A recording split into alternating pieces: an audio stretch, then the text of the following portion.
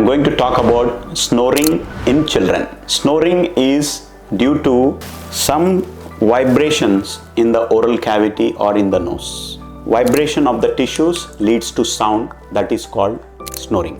ఇది normal passage మనకి from the nose, back of the nose into the throat and into the airway. This should be obstruction free. మనం breath చేసినప్పుడు ఎక్కడన్నా మనకు అడ్డు వస్తే మనం నోరు తెరిచి గాలి తీసుకుంటాం. So obstruction can be at 3 levels.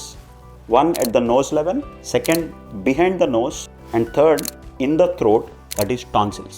In the nose ఏమన్నా బోన్ అడ్డుపడి ఆర్ లేకపోతే ఎక్కడన్నా స్వెల్లింగ్ ఉంటే level 1 block. And second block is at the adenoid. చిన్నపిల్లలకి ఒక టిష్యూ ఉంటుంది ముక్కు వెనకాల, దీన్ని అడినాయిడ్ అంటారు. సో యూజువల్గా it is flat, but due to infection, due to acidity, nowadays children they eat lot of junk food, packed items which has got lot of things which causes acidity.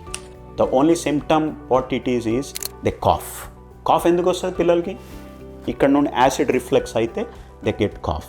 So ఈ acid పైకి వచ్చేసి టాన్సిల్ని infect చేస్తుంది, plus adenoid tissue కూడా పెద్దగా అయిపోతుంది. అప్పుడు ఏమైంది, ఇక్కడ నుండి బ్రీతింగ్ ఇక్కడ వచ్చేసి ఆగిపోతుంది. So immediately in the sleep they have to breathe, mouth open చేసి దే స్టార్ట్ బ్రీతింగ్. సో మన బ్రీతింగ్ ఇక్కడ నుండి కాకుండా నోటి ద్వారా పోతాం. From the mouth when you are breathing, ఈ టిష్యూస్ అన్నీ they come in the way of airway. So the whole tissue vibrates, that produces snoring, which is not good for child. ఎందుకు అంటే nasal breathing gives 95 to 100% oxygen.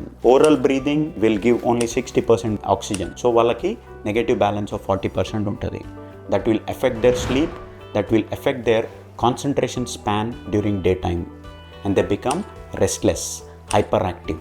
So don't wait till it becomes worst. Consult a ENT doctor immediately.